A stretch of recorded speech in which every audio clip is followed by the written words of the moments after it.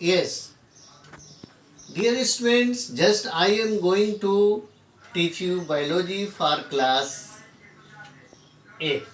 In class 8, the chapter microorganisms, friends and foods.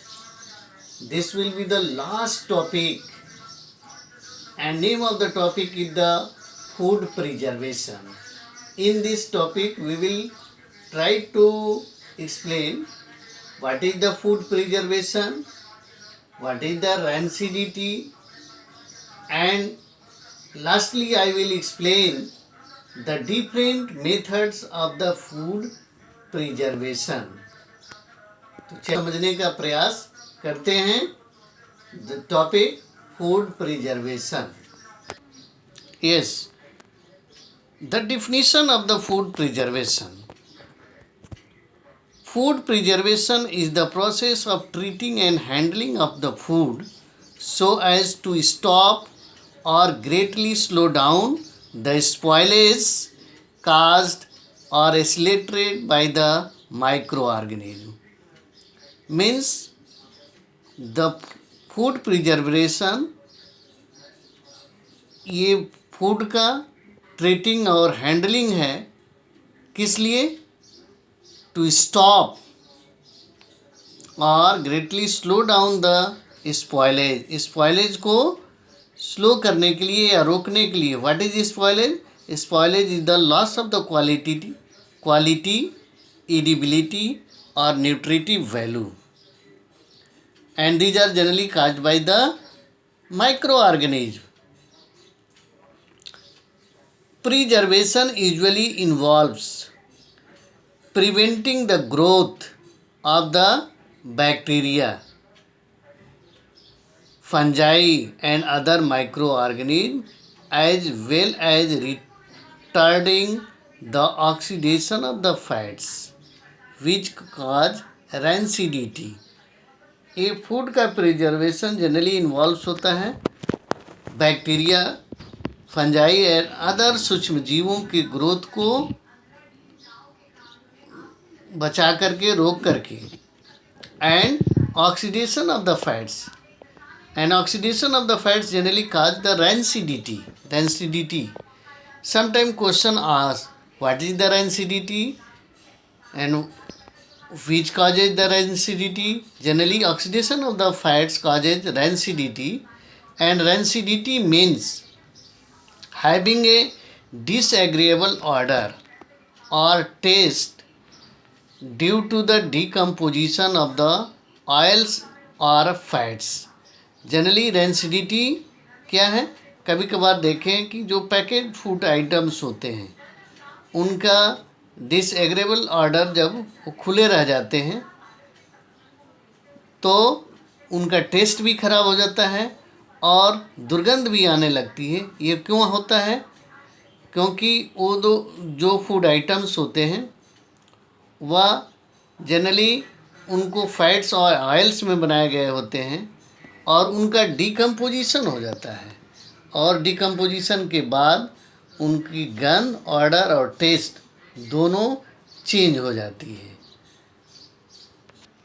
अब आते हैं food preservation method. Before going to different methods of the food preservation, some preservation methods requires the food to be sealed after treatment to prevent the recontamination with the microbes. The other methods such as drying allow the food to be stored without any special containment for long periods. And here there are some methods of the preservation are given, and I will just explain about these methods in a brief. First method is the drying. Yes, drying. This method reduces the water content sufficiently. Means इस methods में generally water content क्या होता है? कम होता है, reduce होता है, and thereby prevents and delays the bacterial growth. उससे क्या होता है? बैक्टीरिया ग्रोथ जो होता है, माइक्रो ऑर्गेनिज्म का जो ग्रोथ होता है उससे बचाता है या बहुत स्लो होता है। ड्यूरिंग आल्सो रिड्यूसेस वेट, इसके साथ साथ वेट का भी लॉस होता है। मेकिंग फूड मोर पोर्टेबल, भोजन अधिक पोर्टेबल बनता है। And some common food stuffs that are preserve by drying are like the apples, pears, bananas, mangoes, papaya, apricot, coconut। ये ऐसे फूड मटेरियल्स हैं जिनको इस मेथड के द्वारा प्रिजर्व किया जाता है।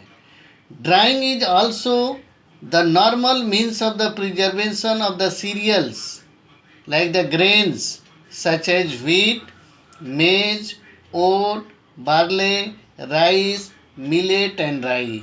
इनका जनरली जो किसान होते हैं क्या करते हैं, प्रोडक्शन के बाद खेतों से हार्वेस्टिंग एंड थ्रेशिंग के बाद इन अनाज को प्रिजर्व करते हैं ड्राइंग मेथड के द्वारा। Second method is the preservation using the sugar and salt. Sugar and salt reduce the water content and make it unavailable for growth of the microorganism।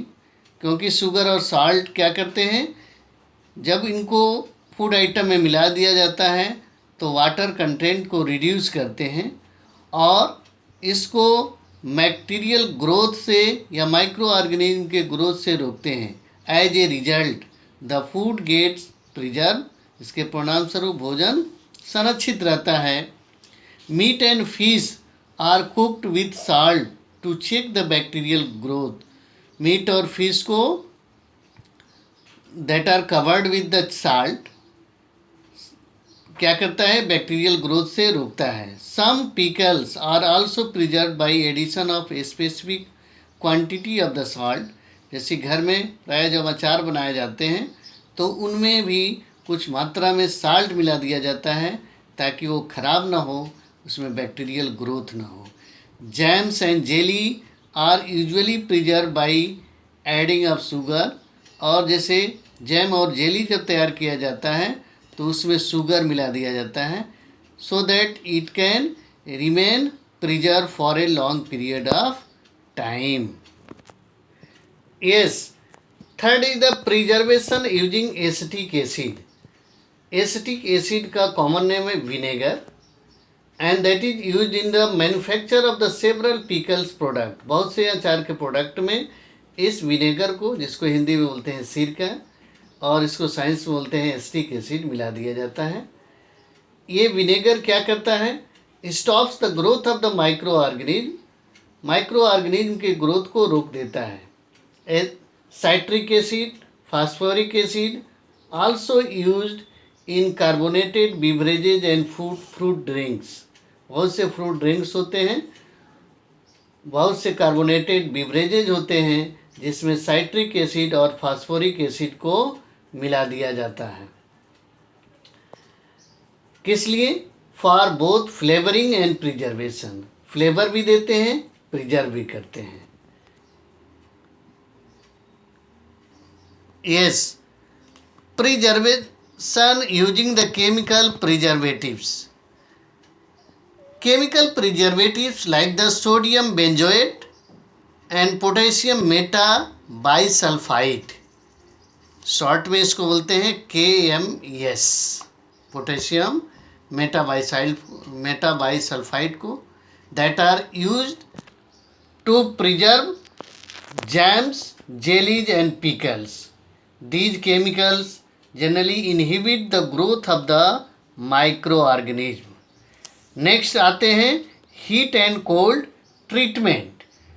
Some food items like the milk are usually boiled before their use or storage। कुछ ऐसे food items होते हैं जैसे कि दूध, इनको इस्तेमाल करने से पहले बॉयल किया जाता है या स्टोरेज से पहले। Why, because the boiling kills many micro organism. Several food stuffs are also stored in refrigerators बहुत से फूड स्टॉप्स को रेफ्रिजरेटर में रख देते हैं, because in refrigerator there is a low temperature that generally inhibit the growth of the microorganism, that is the cold treatment. Next is the pasteurization. Yes, what is the pasteurization? Pasteurization is the pressurized heating for a short time. It may be considered as a mild form of the heat treatment. ये mild form of heat treatment है, इसमें pressurised heating किया जाता है and the temperature used during the pasteurisation is 212 degree fahrenheit और 100 degree centigrade. Milk is pasteurised to destroy the micro organism. आप अपने area में देखे होंगे पास्चराइज्ड मिल्क आता है, और ये पास्चराइज्ड मिल्क जो पैकेट के रूप में आता है क्यों किया जाता है? To destroy the micro organism. However there are many more heat resistant micro organism in that only get reduced in number. Hence pasteurised milk need to be stored under refrigeration to keep the bacterial growth in check. ये देखे होंगे कि जैसे इस area में सुधा का packet आता है, और ये सुधा का पैकेट पास्चराइज्ड मिल्क है या पाश्चरीकृत दूध है. इसको जब दुकान पर हम देखते हैं, लाने जब जाते हैं तो देखते हैं कि उस दूध को भी दुकानदार रेफ्रिजरेटर में रखा है. क्यों रखता है? सो दैट कुछ ऐसे हीट रेसिस्टेंट माइक्रो ऑर्गेनिज्म होते हैं वो अपनी संख्या ना बढ़ा लें, इसलिए दुकानदार उनको रेफ्रिजरेटर या फ्रिज में रख देता है to keep the bacterial growth in check. This is the advantage of pasteurisation. But sometime question ask what is the disadvantages of the pasteurisation? Pasteurisation inactivates some enzymes. That is the disadvantages of the pasteurization. Next, the seventh food preservation method is the vacuum packing. This stores the food in vacuum environment, usually in airtight bag or bottle. The vacuum environment deprives the bacterial of the oxygen needed for the survival. It therefore slow spoiling. The vacuum packing is commonly used for storing the nuts. It helps to reduce the loss of flavor caused by their oxidation. इस vacuum packing में क्या करते हैं?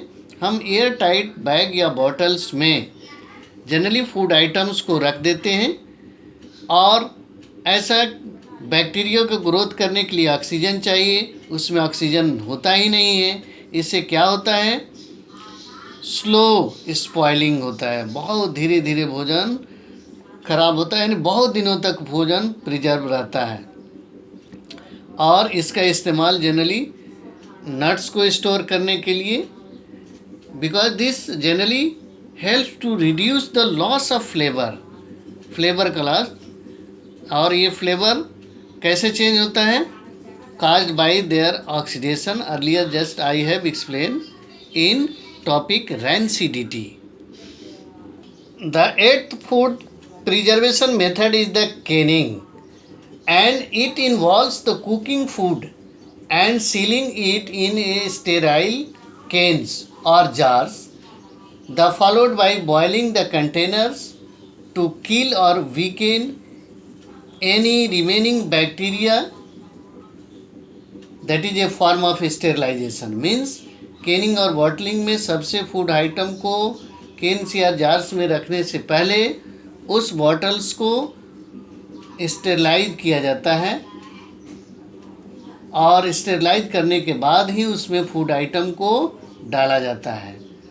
However the food preserve by the canning और bottling at immediate risk of spoilage once they can और bottle has been open.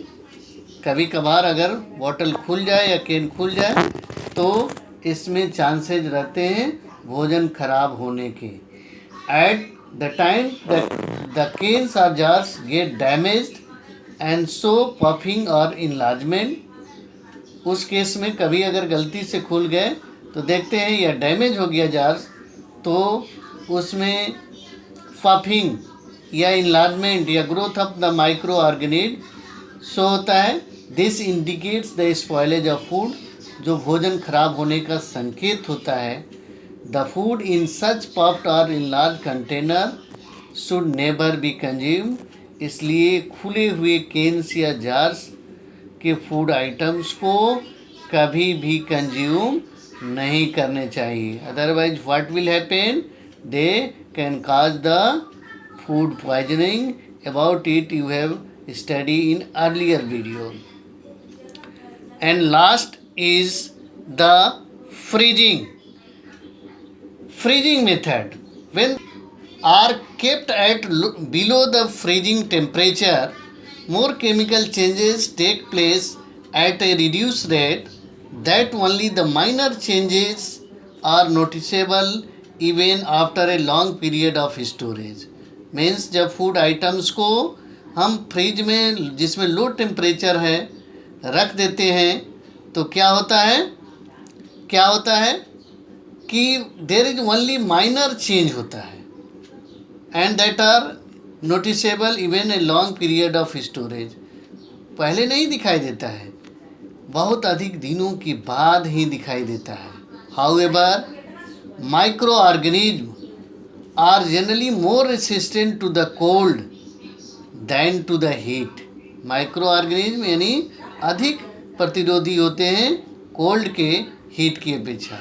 Although some are killed by freezing, उनमें से या कुछ तो फ्रीजिंग के द्वारा मार दिए जाते हैं। Most bacterial spores and large number of organism survive and gate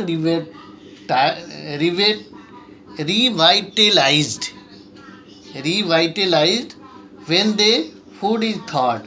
Revital का नाम सुने होंगे, माने अगर एक ही फूड आइटम को बार बार फ्रिज से निकालें और फिर अंदर रखें तो उसमें माइक्रो ऑर्गेनिज्म रिवाइटलाइज्ड हो जाते हैं, अधिक एनर्जी माने पा जाते हैं और वो नष्ट नहीं होते हैं, वो ज़्यादा हार्मफुल होते हैं। इसलिए एक ही फूड आइटम्स को बार बार फ्रिज से बाहर या अंदर नहीं करना चाहिए, क्योंकि उसमें उनके जो स्पोर्स होते हैं और लार्ज नंबर ऑफ ऑर्गेनिज्म होते हैं वो सरवाइव करते रहते हैं और अधिक एनर्जी पाते रहते हैं और अधिक नुकसानदेह होते हैं। Yes, in this way the topic food preservation, rancidity and different food preservation methods like the drying, preservation using the sugar and salt, preservation using the acetic acid, preservation using the chemical substances, heat and cold treatment, vacuum packing, pasteurization, canning and freezing completed. And the topic is not only completed, the chapter microorganisms, friends and foes also completed, and in next video I will explain about the next biology chapter for class 8. Today from my side.